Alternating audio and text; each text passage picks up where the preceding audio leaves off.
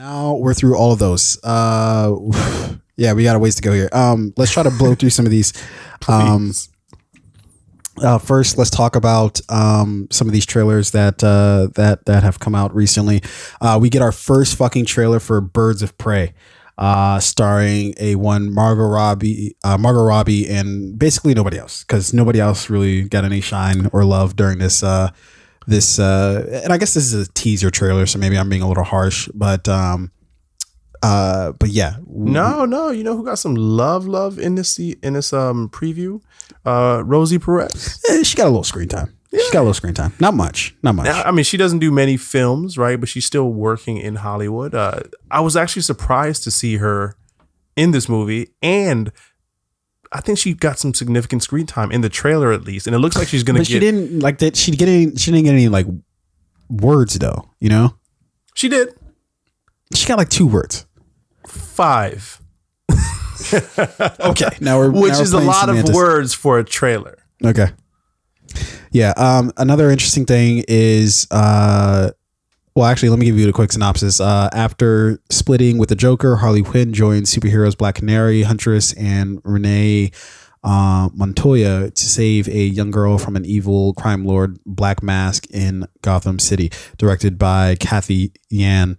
And again, starring Margot Robbie, Mary Elizabeth Winstead, and a lot of things come lately. But interesting enough, and I didn't know she was she was, but we have Journey Smollett Bell. Smollett. Yeah. One sibling to a Is that Juicy Smollett? Yes. That's the sister? I believe that is Juicy Smollett's sibling. Good thing she escaped all that bullshit. No, good thing she's got the hyphen. You're just no, I'm not. I don't know that nigga. Whoa! I don't know him. I don't know Juicy. Same mom, same dad. I don't know him. But I actually really like her, man. She was in. I remember she was in Friday Night Lights, the show Once Upon a Time. I really like that her portrayal or her character in that show. Yeah, she done came out very talented. And then also this stars Ewan McGregor. I didn't like Ewan in what I saw in this trailer. I liked it. I liked it a lot. It was very not Ewan.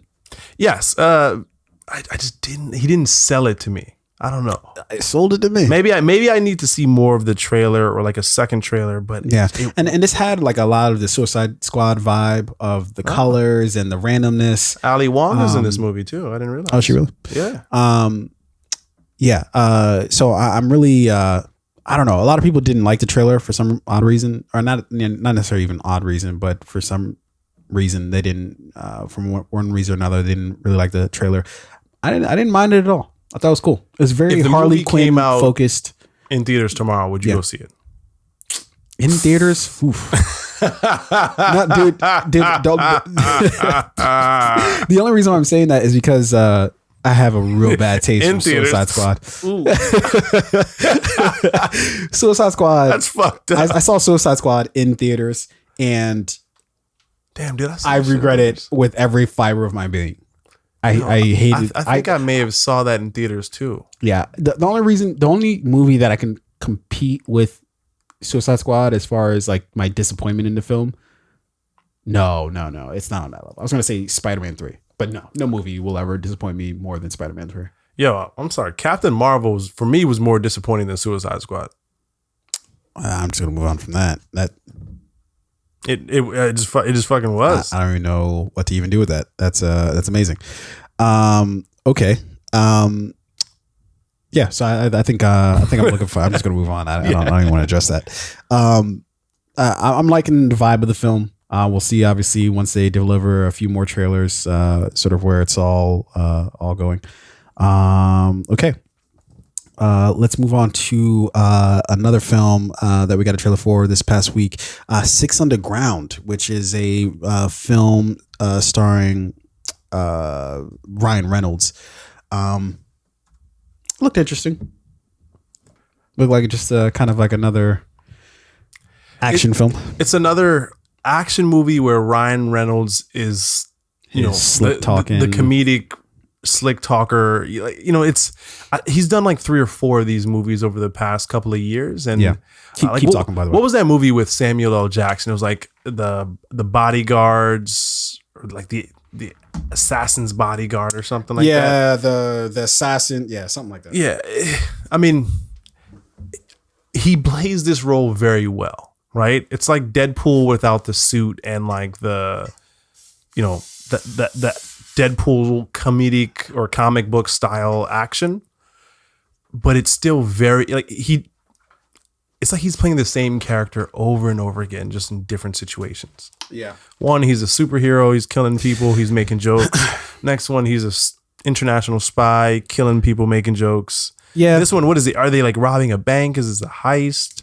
No, they essentially. Well, let me read this Not synopsis. like special ops or something. Yeah, Six Underground is an upcoming American vigilante action thriller film directed by Michael Bay, which we can all know exactly what we're going to get with this film with Michael Bay helming. It's going to be incredible visuals. Just nonsensical plot. Yeah. Visuals that didn't need to be in the movie. Yeah. Everything in this film will be unnecessary. And written by Rhett Reese and Paul Wernick. The film stars Ryan. Why? Just tell me what the film's about. I don't know why this is not telling me that.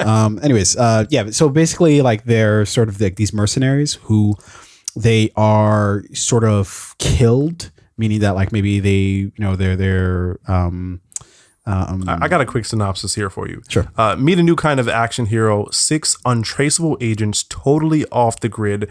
They've burned their past so they can change the future. Exactly. So essentially, it's like a group of 6 untraceable, thought to be dead former like black ops agents that have the ability to move autonomously without trace because the world thinks that they're dead.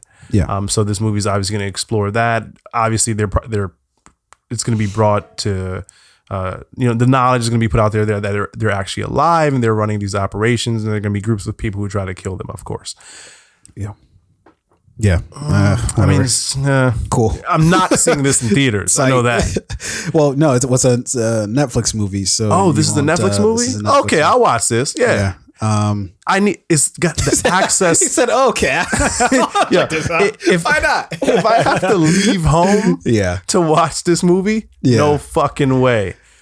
But if I can watch it from the couch or from the bed, I'll watch it. Yeah. Damn, this movie just went up from like a fuck no to a absolutely. The power of streaming. The power of Netflix. Yeah. Jesus. All right, let's hop into something else here. We've got The Gentleman, which this is a film by Guy Ritchie that we got coming out. The Gentleman is an upcoming British-American action thriller film written and directed by... I don't understand why I don't just give me the actual synopsis of the fucking film. A very British drug lord... Wait, why does it very British? Yeah, why is that? I don't know. A very British drug lord tries to sell off his highly profitable empire to a dynasty of Oklahoma billionaires. Yeah, and like I said, directed by Guy Ritchie, starring Charlie Hunnam, as well as Hugh Grant and Matthew McConaughey, Henry Golding that we remember from Crazy Rich Asians, and Colin Farrell. Along with Michelle Dockery. Great cast. Yeah, pretty strong cast. It doesn't look necessarily my cup of tea. I honestly didn't even understand like really what I didn't know. From watching the trailer, I didn't really understand what they were trying to get to. So from what I took from this movie, Matthew McConaughey's character, Mickey Pearson, he's like an old school drug dealer, right? I think in the beginning of the previews, he says he's always had a thing for like Mary Jane, right? So he is in the old school drug business of marijuana, hemp, greenery, sticky, icky, the gas, jet fuel. Yeah. A little bit of kush, whatever you want to call it. Yeah, right? I didn't like the head movement. We could have did it with that. Kush, whatever you want to call it. And these new players, particularly Henry Golding, are in the hard drug business. They're in like cocaine and pills and things along those lines. And those businesses naturally conflict with one another, right? One drug is, and again, he calls it out in this preview, Matthew McConaughey's character, like, one drug destroys, the other is somewhat sustainable, right? You smoke weed, you get high. You smoke more weed, you get high again, right? Whereas cocaine or heroin, that shit'll kill you, right? So that's the part of the conflict that they're running to in these movies. They're in the same business, but one business is destroying the other. It looks stupid. I do like that plot because we like in drug movies, we don't really see this, right? You don't really see what's going on inside the drug game where it's like these businesses, it's like Pepsi versus Coke, but imagine Pepsi was killing people, or I guess Coke would be killing people.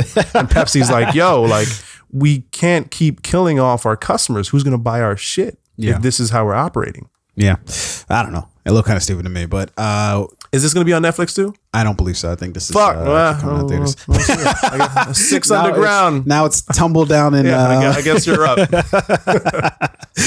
And this film's due out in January of 2020. Okay, let's talk about another film that we got a trailer for, which is a very sort of interesting film. This is Richard Jewell, which is starring. Damn, why am I blanking on his name? Yeah, you're fucking this up. I really am. I'm gonna let you take this. Olivia Wilde, maybe. No, damn. What's his name? The guy from John Hamm. John Hamm. Sam Rockwell. I don't understand why that took me so long to get to.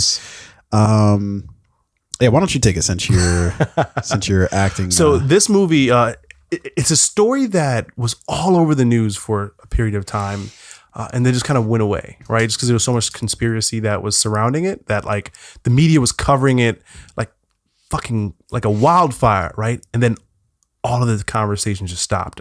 But so this movie focuses on American security guard Richard Jewell, who's played by Paul Walter Hauser, heroically saves thousands of lives from an exploding bomb at the 1996 Olympics. This is unjustly vilified by journalists and the press who falsely report that he was a terrorist.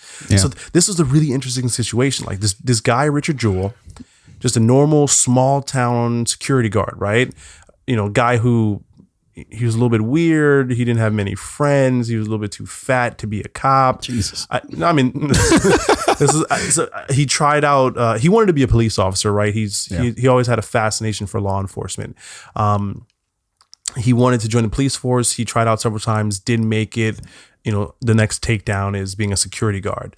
At the 96 Olympics, he saves a bunch of people from this bomb threat, right?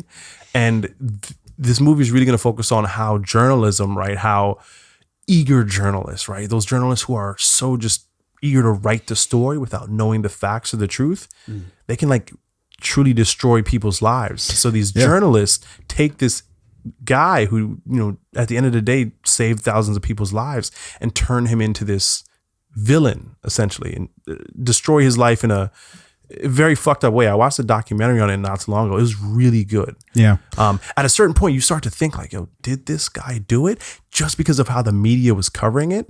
And then there's a conspiracy. Law enforcement are like, okay, well, you know, we got to pin it on this guy, right? This looks really good. Yeah. And it is directed by Clint Eastwood, as well as being produced by Clint Eastwood, as well as I think it was originally produced, or I guess the idea for the film was brought up by Leonardo DiCaprio and Jonah Hill. And it stars a lot of people like the guy I was trying to find his name was John Hamm, Sam Rockwell, Kathy Bates, Olivia Wilde. Just a lot of names in this film. Looks really good. So I'm definitely going to be willing to check that out. Most likely not in theaters, but yeah. Fuck, you know what? I feel like this is a kind of movie we might even do like a press play on. After it comes out on Blu-ray in theaters. Not maybe. This I don't know. might just be like one of the best movies of the year. This like, what is it called? Like this Oscar biopic, I guess you'd call it. Yeah. Right. Biopic. Yeah. No. Fucking. We've had this conversation before. It's biopic. The fuck. Shit. But yeah, this one looks good. Yeah. Okay. Let's move on to our final trailer here. We have a trailer for Black and Blue, which is a movie about a rookie policewoman in New Orleans inadvertently captures the shooting death of a young drug dealer on her body cam. After realizing the murder was committed by corrupt cops, she teams up with the only person from the community who's willing to help her. Now she finds herself on the run from both the vengeful criminals and the lawmen who desperately want to destroy the incriminating footage. This is starring Naomi Harris from James Bond fame, from Skyfall, also from Skyfall, Spectre, and Moonlight. And for Moonlight as well. Yeah. Absolutely, yes. How did I not lead with that? She was the mother in Moonlight and gave a hell of a performance. And then we have Tyrese Gibson also in this film. We also have Mike Coulter, who is best known for his role as Luke Cage. Yes. Yeah, Michael Coulter. As well as Frank Grillo, who we just know from the MCU. As what's his name? I want to say Lobo, but that doesn't seem. That's definitely not right. That's not the right. Was he Lobo in a different movie? Maybe? No. He was. Damn, I forget what he's called. But anyways.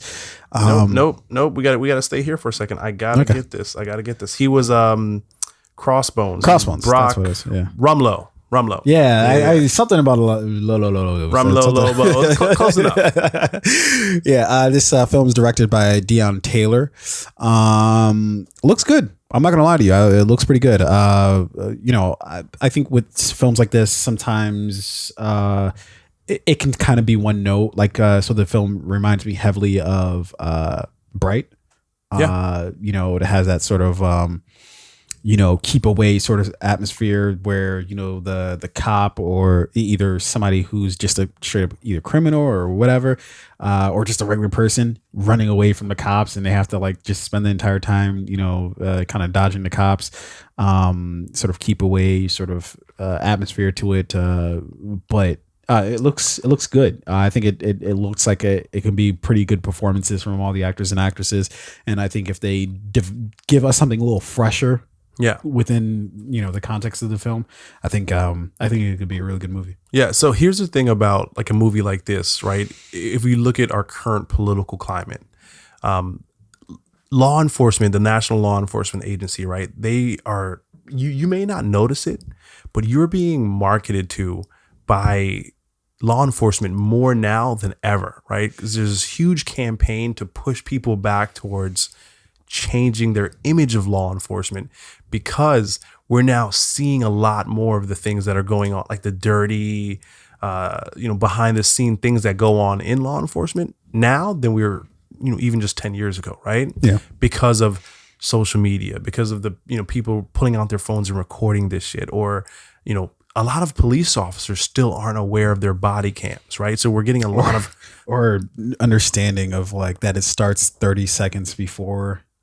so you'll push it and the recording starts from 30 seconds before you pushed it, so you can see those 30 seconds. Yeah. So there's been so much footage of police officers pushing it, not realizing, they're still seeing the first 30 seconds of that before I pushed it, and then being like planning evidence or just like saying some crazy shit they shouldn't be saying. Planning evidence, talking about a conspiracy to like incriminate somebody. Yeah. So this movie, there's going to be a lot of very real, very current social commentary in it. It's obviously going to be from the perspective of a black female officer, right? Which I think there's going to be some social commentary around that as well. But yes, to your point, I'm looking to see something different in this movie that we haven't seen from these like run all night type movies, right? Where good cop is on the run from dirty cops. Yeah. So on. Give me something like, a little bit different. What's it called? The one with End of Watch. I think that was what that was. End of Watch was another good one. End of Watch was great though, because it focused more on the relationship between those two police officers, Jake Gyllenhaal and Michael hard Pena. To do better than that, man. Yeah, that was an excellent film. The ending of that fucking phenomenal. Oof. That was a tough one to sit through. Yeah. That was hard to sit through. Okay, we are done talking about the trailers.